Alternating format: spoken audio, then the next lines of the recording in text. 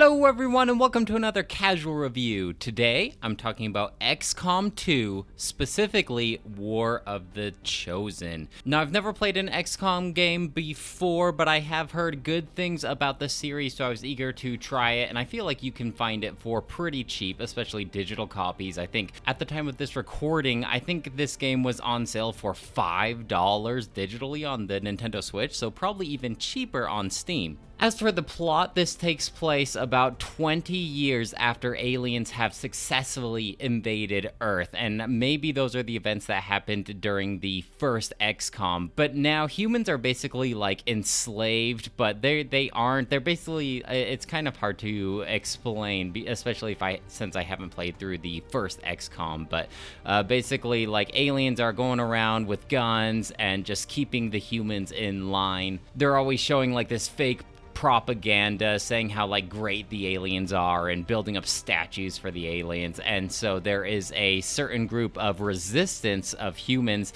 that are against the aliens, and you play as the commander to this resistance. I kind of want to start off the bat by explaining what exactly War of the Chosen is, because when, at least for the collection that I purchased, I was able to choose between XCOM 2 and XCOM 2 War of the Chosen. And basically War of the Chosen is an expansion, or like a group of these extra expansion packs, and they are intermingled within the main XCOM 2 game. So they add like a ton of different stuff, but one of the main expansions that is added are these 3 special aliens known as the Chosen, and they are basically like tasked with hunting you down and ending your resistance. And so there's a lot to unpack here, and if you've never played an XCOM game before, like I hadn't played one and I was going into this completely blind, there is a lot of information to take in, especially if you are playing through War of the Chosen, because you are introduced not only to the base XCOM 2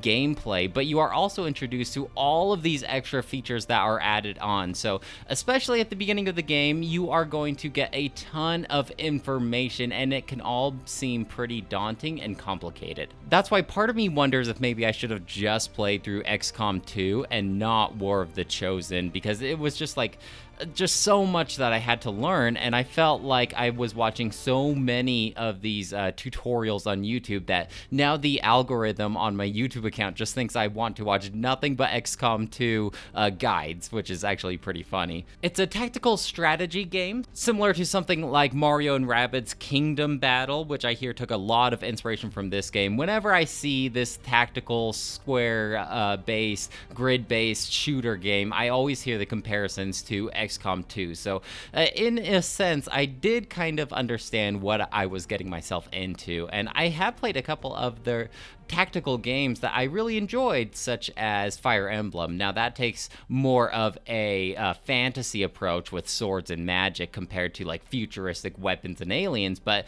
as far as like the turn-based, grid-based battle system, I kind of understood how it worked. If you haven't played a game like this, it's helpful to think of it like a systematic chess game with stats and characters. So I like to think of this game in 3 different parts, and I'll just talk about the battle section, which is what most people will think of when they think of XCOM 2. And basically, you send out a squad of soldiers, basically created by your own design. You're going to recruit these soldiers, you are going to equip them with gear, and you can do a lot with these soldiers within the XCOM game. Like, you can customize how they look, you can even change their name, you can even change how their gun looks, you can take photos with them. There's a lot you can do here. But if you don't really care about any of that, they will randomly generate soldiers for you. And I actually found this pretty funny because I got a lot of interesting looking soldiers that I actually kind of got attached to that I would never have developed on my own. Like, I had this one guy that was one of my favorites, and he had this big ol' afro, and he was known as a ranger. There are different classes in this game, and each class has their own specialties and abilities and everything. But these rangers use swords as a melee weapon when they don't don't want to fire with their gun, and so he's just going around slashing aliens with a futuristic sword, which I thought was pretty funny.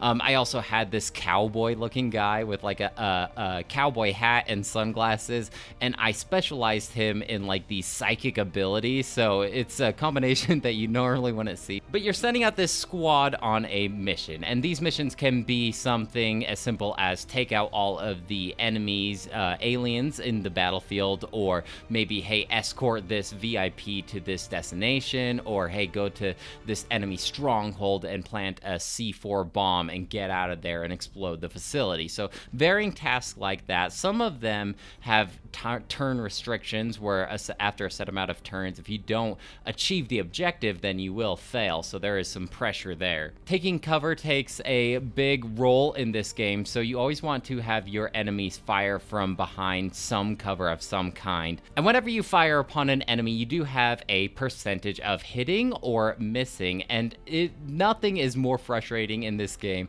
Well, actually, there is some other frustrating things too, but just missing a shot. And if it says something like, if it's a 92% chance to hit, it'll tell you the percentage. That still means that there is an 8% chance that you will miss, and it might just be in my head, but I felt like I missed maybe like half of the shots that I took, and the enemies would hit like every single shot, and it was very frustrating. Even when I think that I have this turn in the bag and I can take out all the enemies before it goes to their turn to attack my guys, I would just miss, and then they would do significant damage to my guys or kill them. And I think that just speaks to the core of the gameplay, where there is a certain level of randomness that you never really know what is going to happen next, and there's always a certain level of risk when you send your squads out on a mission, even if it seems like it should be pretty easy. And I just want to say that deaths are permanent, so if you got too attached to that psychic cowboy, there is a chance that he will die within just this random mess that you felt like you have no control over. Luckily, this game is pretty generous with its auto saves, and you are able to save whenever you want. So if you can't handle the death of your psychic cowboy, you can go back to a previous save and try again, especially now that you know what's looming ahead. If you want to play that way, some people really like to play this game, from what I understand, where they just take their losses. I think there are certain difficulties where you are able to save at all, and when you lose, when you get a game over, then that is a complete game over and you have to start over. I think these people are madmen, because I had to bump this game's difficulty down to easy, the lowest difficulty possible, and even then this game still kicked my butt. So maybe I'm just not that smart when it comes to strategy games such as this, but I just couldn't really figure out a good way to comfortably play through this game, because it just feels so unfair at times, and a lot of people actually like that, from what I understand. But if your squad does not die, you can level them up by promoting them, and you can give them new abilities, and depending on what class they are, they can choose between 2 different skills every time they are promoted. So it's like the more you play with a character, the more devastated you would be if they were to die after you spent all this time leveling them up. They can even form bonds with each other, so if you send 2 of these army guys out on a mission a lot, they can form a bond, and then they have special abilities to each other, like they can give their teammate an extra action point if you want. Each character normally has 2 action points, so usually that's like a run to a location and gun, but you could run double the distance and use both of your action points. Now, there are exceptions. Like I said, certain classes have certain ability unlocks that they can get, especially with this War of the Chosen expansion. There are 3 hero type classes that have a different skill tree. Like I said, there's a ton to cover here, so I'm trying to really dumb it down, but yeah, there's a lot to it and a lot of variation, especially if you just want to really dive in and learn about it all. So outside of the combat phase, there are 2 other phases. Some people might combine these 2 phases into one, but it's kind of like a housekeeping phase, like a planning phase. So the second phase I want to talk about is is where you are managing this alien ship. You apparently, this might have happened in XCOM 1, but you commandeer this giant alien battleship, and this is what you use to fly around the world to help your resistance, to help aid the humans. And you can manage things around this ship. So for instance, you have a science lab, and they are in charge of research, and every research task takes a certain amount of days, but if you do these research tasks, they might give you additional bonuses. They might unlock additional items that you can craft. They might give you bonus damage to a certain enemy. So you're never quite exactly sure what the research task is going to do, but sometimes if you read through the description, you can kind of assume what will happen. And the more scientists that you recruit onto this ship, the faster your research task will be. Now, there is also an engineering room, and this is what you use to craft new weapons for your characters, or additional items like med kits, or additional suits to give them bonus health, all of that kind of stuff. And how you unlock these weapons that you are able to craft is through the research.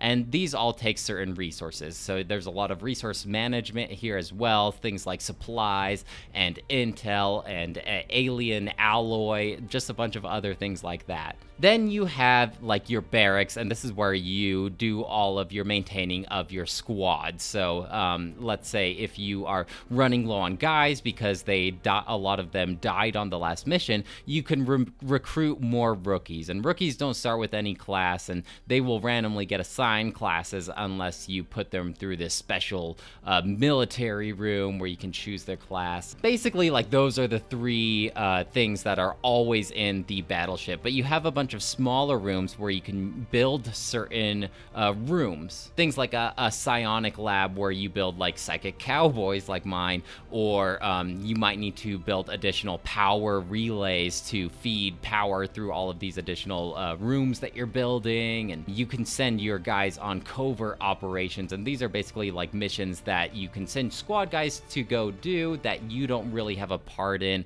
but there are always like risks to that, like they can become wounded. And by the way, if any of your characters get wounded, they're going to be out for a couple of in-game days. So there's even a risk to a guy getting shot and not dying. I think I'm going to leave my description of the ship housekeeping right there. There's still a lot more to it, and I never really felt like I was managing my time perfectly.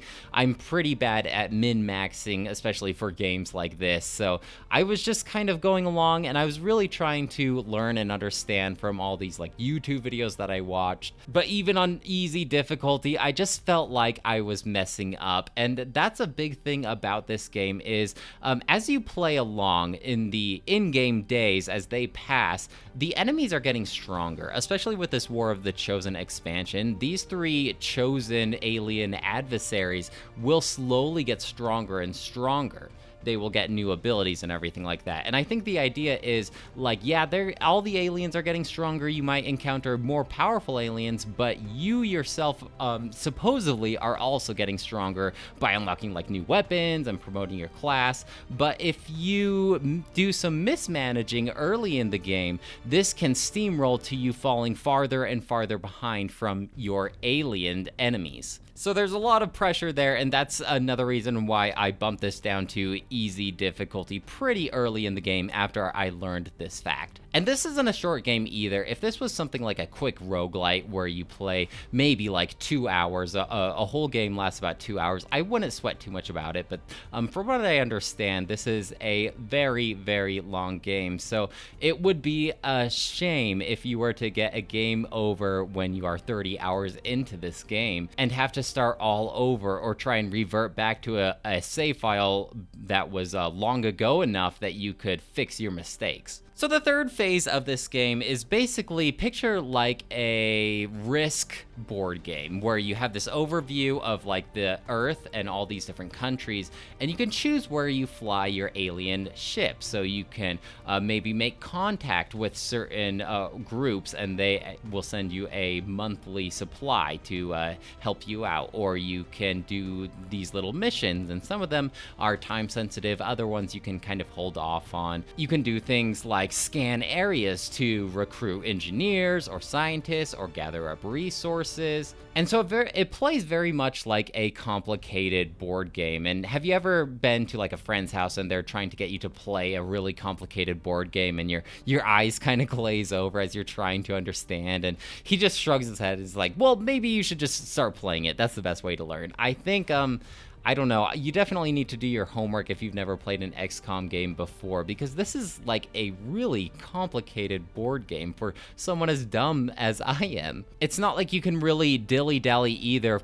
because at the top of your HUD, there is a little meter that will fill up called the Avatar Project, and as if the Avatar Project fills up all the way, I assume that it's a game over. At least that's how I understand it.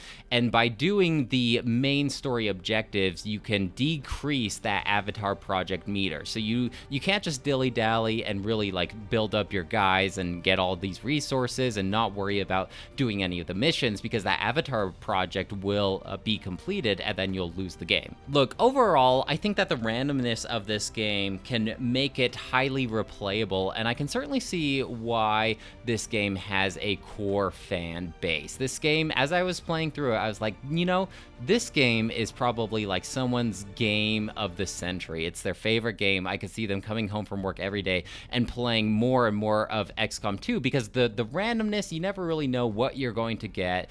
I could see them playing it forever, because every mission is like a brand new mission. I gotta say though, for me, I just don't think this game is for me. And I feel bad saying that, because I know it's a lot of people's favorite game. It just had a lot going against it for me. I just don't really find it enjoyable, or I don't find myself having fun when I'm playing it. Mostly just stressed and frustrated, especially for this randomness that can just take out one of my favorite guys immediately, and then I have to revert back to an older save file. And I did play this game on the Switch, which is another one of my biggest gripes about playing this game.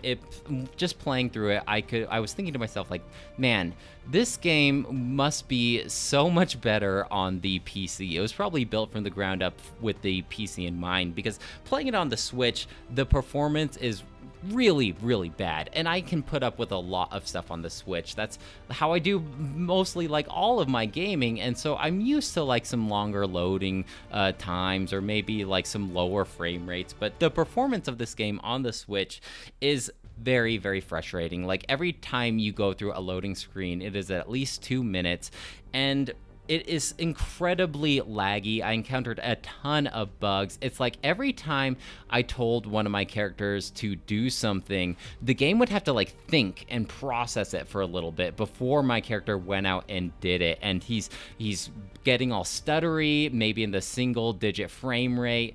And whenever my turn is over and it's the alien's turn, it's like I have to sit through like 30 seconds of nothingness while the game like computes how it's going to tell its AI to move. And I just sitting there, just watching the screen, nothing's happening, and it would just happen constantly over and over again. I mean, those long loading screens I can handle as long as they are before and after the gameplay. But these long waiting periods in the middle of gameplay can be quite frustrating and tedious. There's times when the game is even locked in this like loading phase and nothing ever happens, and I have to end up just closing out of the game and rebooting the last save file. Luckily, like I said, this game autosaves, so it's not too big of a deal, but it was just so bad. It doesn't look that great either. Sometimes the characters turn invisible. It's just like so many problems with this specific port on the Switch. So after all of my thoughts and feelings about this game, I was 24 hours in. I looked at the save file, and I've spent 24 hours in this game, and the end of this game is nowhere near in sight. I can't see the light at the end of the tunnel. I did defeat one of the Chosen, so I kind of got to see what that's all about. And I'm just sitting there through this particularly laggy scene, and I'm just thinking to myself, like, you know, after 24 hours, I'm ready to just hang this one up. Normally for these casual reviews, I do like to at least get through the credits, and I don't think I'm gonna make it. I think I'm ready to move on to something else because these last 24 hours haven't had me very excited for video game time, and I want to be excited for video game time. So I think for this specific version of XCOM 2 War of the Chosen on the Nintendo Switch, I just want to iterate that because I think I would give this a higher score if I was playing it on the PC, but this specific version I think I will give a 2 out of 5. And I'm always nervous to give a more popular game such as this a lower score because I'm nervous about like what the fans will say. But I think as far as my core viewership, most of you guys are pretty understanding and just want to talk about the game. So you know what, that's the beautiful thing about video games, is not everything has to be for everyone. So I'm gonna hang this one up, but I want to hear from you guys. Let me know why you really enjoy XCOM 2, or let me know if you might agree with me, maybe. Let me know if you've ever played the Switch version and how your performance has been, because it's not been great for me. Well, guys, that's it for me. Let me know if you have any questions or comments about XCOM 2 War of the Chosen, and I'd love to hear what you have to say. Otherwise, I'll talk to you later. Bye!